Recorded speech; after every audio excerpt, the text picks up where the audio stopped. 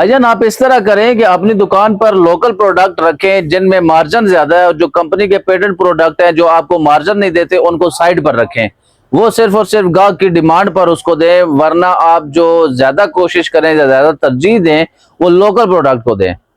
ये मैं नहीं कह रहा, ये एक ऑर्डर बुकर साहब का एक मुझे कमेंट आया है। मेरे एक पोस्ट के नीचे मुझे एक भाई, मेरे बड़े प्यारे भाई, मोहतरम काबिल एहतराम, उन्होंने मैसेज किया है, कमेंट किया है कि भाईजान आप इस तरह करें कि ऑर्डर बुकर को अपनी मर्जी से चलाएं और अपना मार्जिन बढ़ाने के लिए जो लोकल प्रोडक्ट हैं उनको सामने रखें, जो कंपनियों के मेन प्रोडक्ट हैं जिनमें मार्जिन कम है उनको साइड पे रखें। अच्छा, उस भाई से अब मेरा एक ये सवाल है कि भाईजान आप मुझे बताएं कि कौन सा ऐसा दुकानदार है कि अपनी दुकान का इमेज खराब करे लोकल प्रोडक्ट बेच के। अब आजकल बच्चे भी इतने सियाने हो गए ना, टीवी पे एड्स देख देख के। लोकल कंपनी का तो एड टीवी पे चलता नहीं है, जो कंपनियां हैं ओरिजिनल उनके ही एड चलते हैं, जो महंगी कंपनियां जिनमें बचत कम है।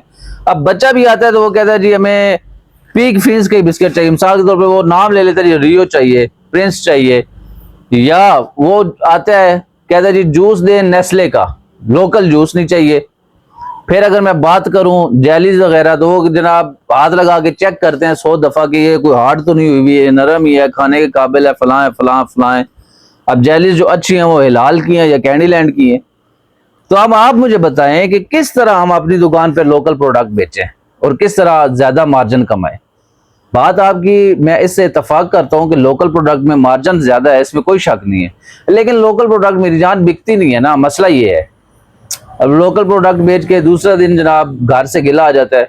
मोहल्ले की दुकानदारी का सबसे बड़ा जो मुसीबत खाना है वो यही है कि कोई चीज खराब दें या कोई हल्की चीज हो तो दूसरे दिन ही घर से आ जाए, उसी टाइम घर से वापस आ जाती है।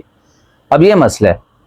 तो कंपनियों की चीज बेचनी पड़ती है, मजबूरन कंपनियों का ही माल खरीदना पड़ता है जिसमें मार्जिन कम होता है दुकानदार के लिए। तो आप ऑर्डर बुकर हैं, आपके तवस्सुत से आज ये सारे ऑर्डर बुकर से मेरी एक रिक्वेस्ट है कि हम दुकानदारों का ख्याल किया करें और जो स्कीम्स वगैरह आती हैं वो बराह रास्त दुकानदारों तक पहुंचाया करें। अक्सर ये सब की मैं बात नहीं कर रहा, जो अच्छे ऑर्डर बुकर हैं वो इस बात को जरा इग्नोर करें, दिल पे ना लें। कुछ ऑर्डर बुकर हजरात ऐसे हैं मेरे भाई, प्यारे भाई, कि स्कीम्स वगैरह वो खुद ही निकल जाते हैं, हड़प कर जाते हैं। रेट वगैरह भी अच्छे, वो खुद 100 तरीके होते हैं उनके पास, वो खुद रख लेते हैं, दुकानदारों को कम रेट देते हैं, मतलब जो रेट देती है कंपनी वो नहीं देते, एक्स्ट्रा मार्जिन एक्स्ट्रा रेट पे चीजें दे देते हैं। एक तो ये, दूसरा कंपनियों को भी चाहिए कि यार देखें, अब मिसाल के तौर पे ये एक सामने पैकेट पड़ा हुआ है, ये किसी कंपनी ने बनाया पैकेट, ठीक है जी।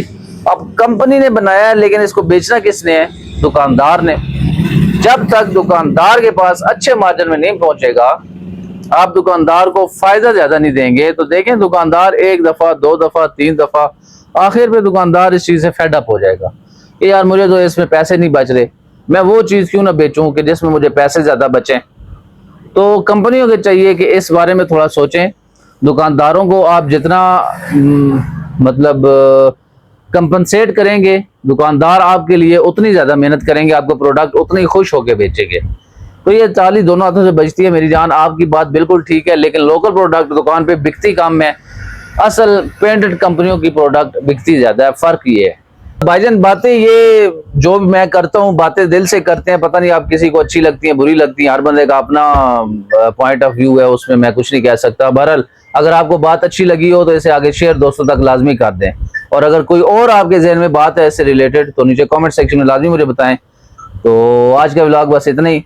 खुश रहें, खुशियां बांटें और लोगों के लिए आसानियां पैदा करें। मिलते हैं आप लोगों को कल एक और नई बात, एक और नए पैगाम के साथ। तब तक अल्लाह हाफिज़।